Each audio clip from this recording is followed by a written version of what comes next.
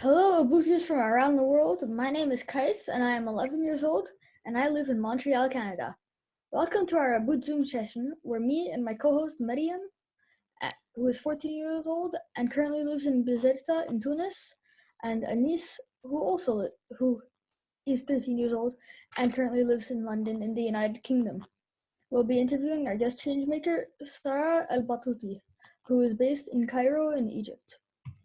Sarah is an architect and the founder of ECOnsult, an award-winning design company and a leading green building consultancy in Egypt. Sarah and her team are constantly innovating to make buildings more ecological and economical. Sarah's work contributes to several sustainable development goals, but more especially to the SDG number 11, sustainable cities and communities. Meriem and Anis will take turns to ask questions to Sarah about her background, her journey, her work, her skills, and her impact. We hope that you will enjoy this session, and I will now be handing you guys over to Meriem to ask the first question. Hello, Sarah. I want to ask you, as I see you are interested in the environment. So have you been interested since you were a kid, or a day you just realized that the environment needs help and you just need to make a change? I've actually, well, first of all, hi everyone. It's an absolute honor for me to be speaking with you guys, and you seem to be well ahead of your game and, very poised and stuff. You seem to be professionals. So yeah, the first question is a great one because we grew up at a time, and this is back in the 80s, where the discussion of climate change wasn't as obvious and as apparent and urgent as it was today. We were still growing up trying to figure out, what's going on with the planet. And I remember as a kid, we were very occupied, or I was at least very occupied with global warming and what was happening with the depletion and ruining of the rainforests. And that was early on. That was about when I was 8 or 9 years old. And I became really interested with this idea of how the activity of us as people affects the planet around us. So this is when it really started. But it started with the Amazon and saving the Amazon forest, which was, miles and miles away from home. But the concept was very interesting to me, and it hasn't stopped since. Okay, that's great. This is actually a topic I'm really interested in. So, like on all aspects, like architecturally and environmentally. But what advice would you give to aspiring architects wanting to make a positive impact on the environment? Okay. Well, first of all, I would, I'm very good at receiving advice more than, giving advice. But I would love it if architects think more about the community and the impact of the building that they built on the surrounding environment. This is number one. And also because we have many architects that become celebrities for their design, and for what they bring and the concept and the meaning and stuff.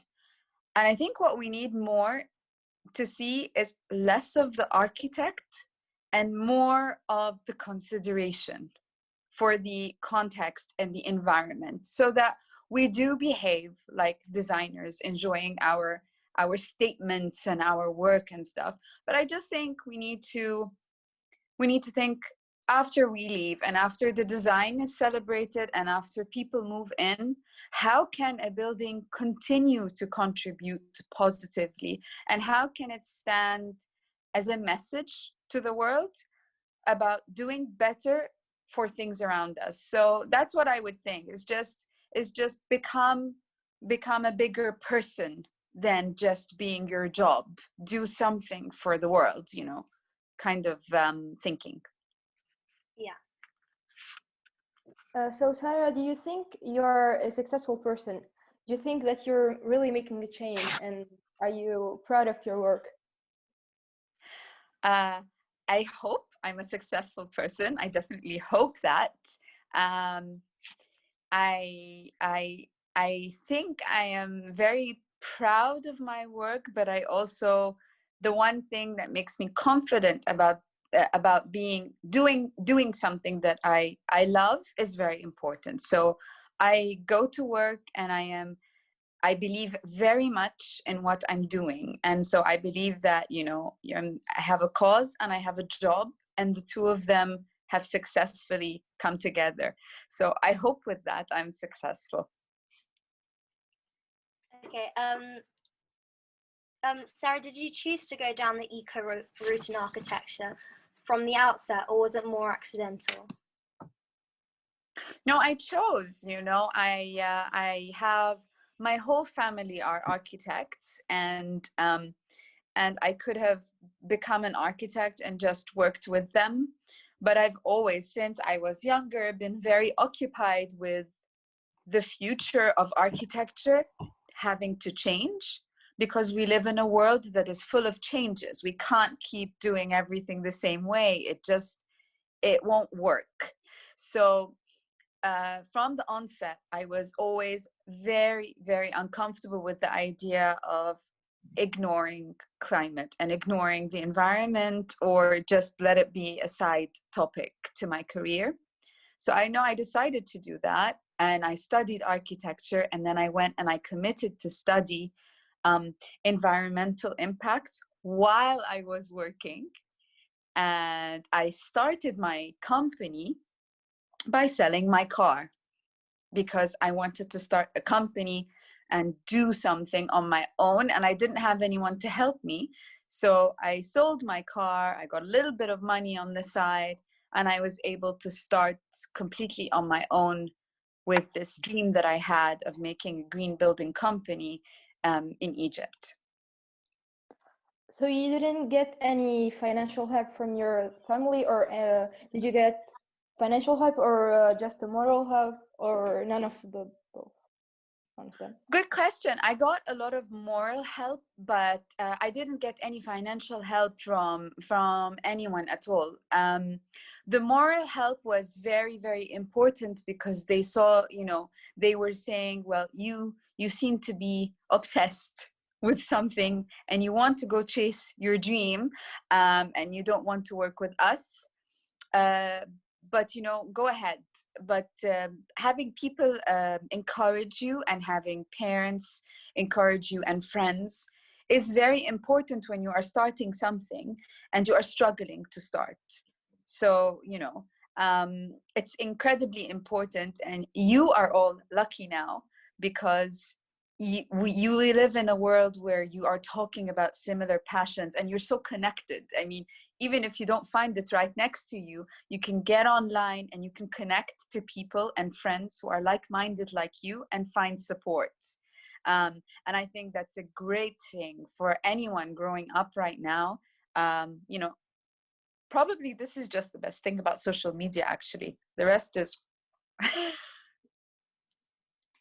Okay, so what do you think is the most positive impact from the work you've done so far?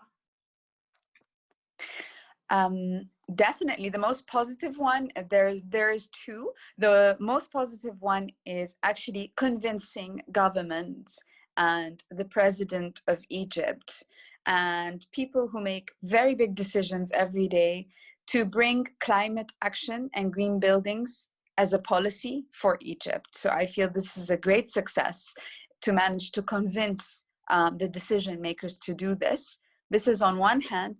On the other hand, I'm very happy that we were able to make people's quality of life and the comfort that they feel in our buildings reach them, and also to have a positive impact on the environment and not a negative impact through changing the way we do the designs. So it's various different levels of who we want to target and how we measure success. So what is the hardest thing you've been through while doing your job? And what are the struggles you face every day in your job? That's a great question. well, first of all, the hardest thing was that the first thing, the support was very little when I started, and so I had to be very determined on my own. The second thing is finding people who think alike and building your team. So it's like you're a group of people and you have to have the same interests, you know. It's like going to play football, but people don't want to play football, they want to dance ballet. So someone is going to be going to have two left feet. So aligning and finding a like-minded team to support you and work with you. And another challenge is that also there are not very many women who work in buildings and construction. So you girls will relate, you know, but this is changing now. So there's a lot of positive stuff, you know, and a lot of encouragement now. Did I miss another part of the question? No. Okay. No. Which of the 17 SDGs do you think we are furthest away from achieving? Oh.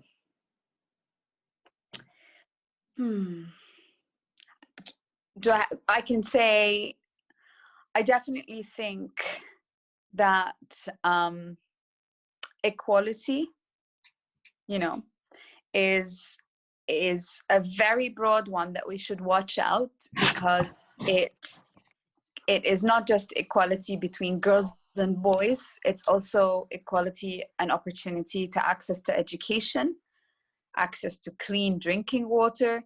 So this is the one where I think when you see gaps, big gaps between people and what they have and other people and what they don't have, this is the one that really would keep me up at night. So definitely equality and tackling poverty. The other one is climate change, but it's now becoming very high on the agenda because climate change relies on science and it relies on us to think of the future and to make decisions today that are for the protection of people that we don't even know that will come in the future. So you guys and myself are now working towards something to leave a better world for people that we haven't met yet. So it's a very, it's a very conscientious way of thinking. So I think these two are the ones that will need a lot more work. Sarah, you said before that you work in a team. What do you think are the benefits of working in a team and the disadvantages? Yeah, you have to work on a team because you have to build the team so that the first thing is that the work is not affected if you are not there, you know. This is number one. And when you build a team, you end up that this team becomes a bigger team, becomes a community, becomes a change maker and a leadership of thought and ideas and action. So if you work individually on your own, it can work in different businesses, but in green architecture, we need to spread this message as much as possible. So I work with the team who I learn from and I teach, and we spread it, like, you know, we're like activists. We are spreading this message. So there needs to be the more the merrier. Okay. Do you think we have a hope to rebalance the planet's ecosystems within the next 10 years? And how can architecture make a difference? Okay. So scientifically, repairing what has been damaged in the world is something that the science itself is questioning whether we can do all of this repair after all of this damage. But what we definitely can do is to reduce the amount of damage and slow down the harm that we are causing to the planet. And I think this is very important. The hope that we have is after we slow down the damage, we will have better science and better innovation and better leaders like yourself that will come in and use technology and do the repair work. So it takes, you know, it takes a real big movement to do this.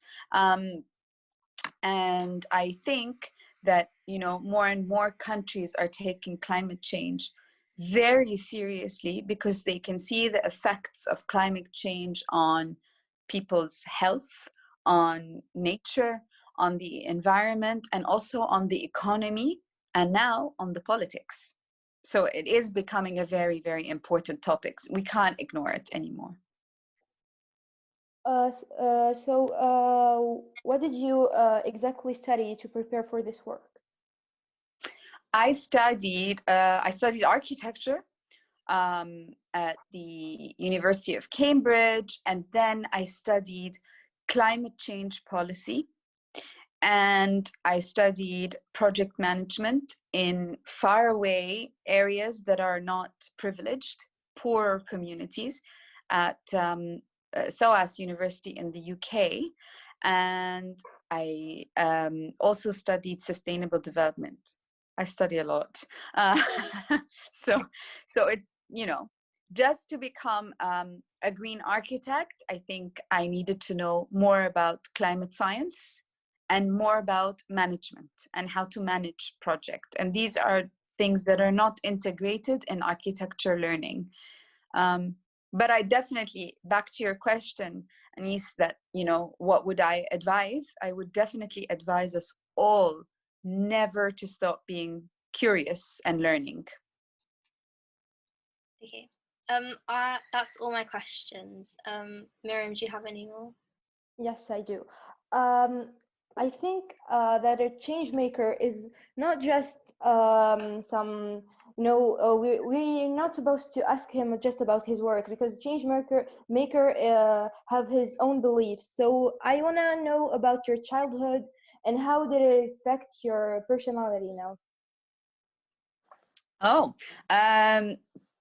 yeah, well, I was very busy as a child. My family are very artistic. They are architects and designers and artists, and so I come from a family that is that has always taught me to be engaged with the surroundings.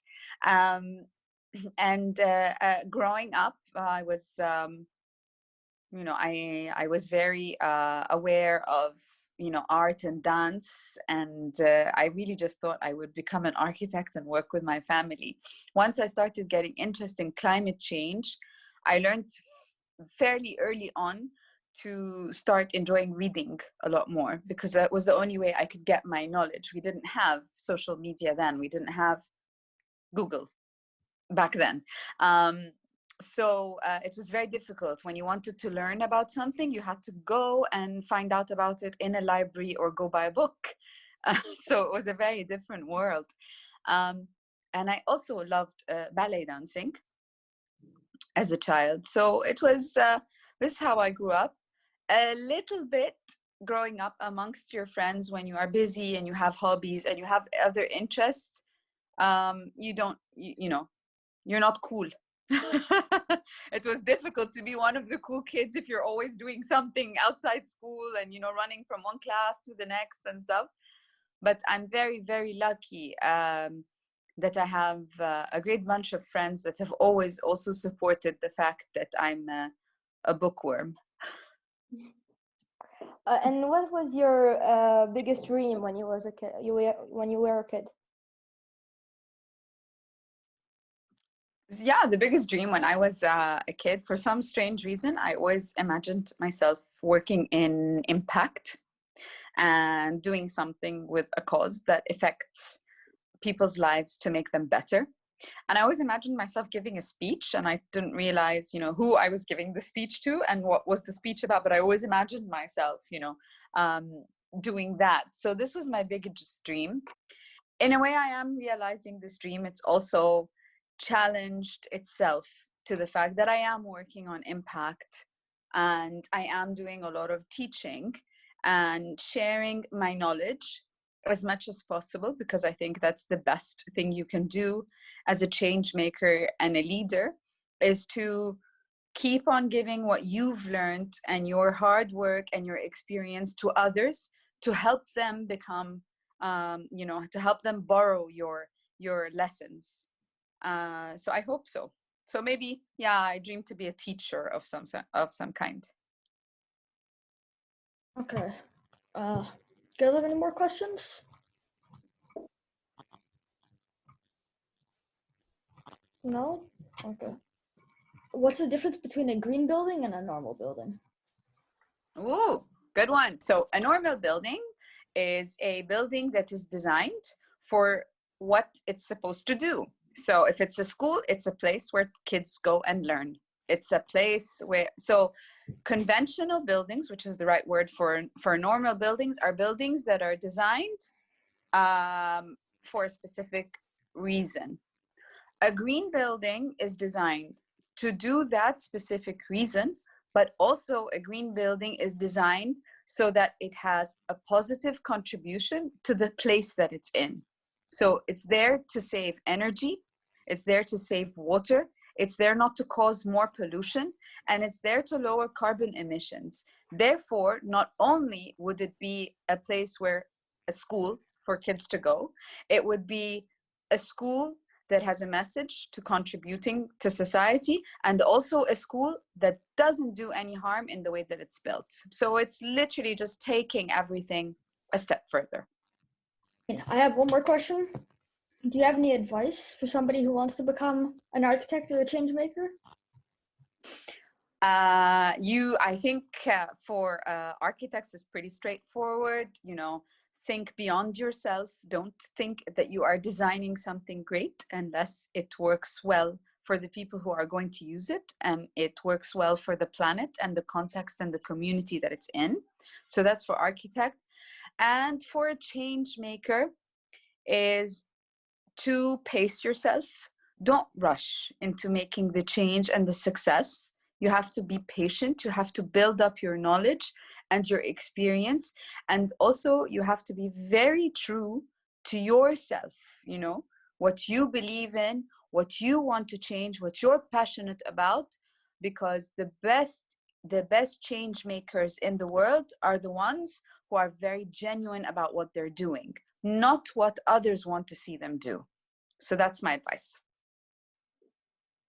All right. So thank you, Sarah, Meriem, and Anis for the great discussion and for everything that we learned today. Thank you, Obooters, for listening to this interview. Make sure to follow us on Instagram and Twitter, and to subscribe to our YouTube channel so you can hear about upcoming sessions with other change makers. Please also tell your friends about Oboot and share social media links with them. And last but not least, go to www.oboot.co to learn about opportunities to collect digital badges and help us draw down carbon.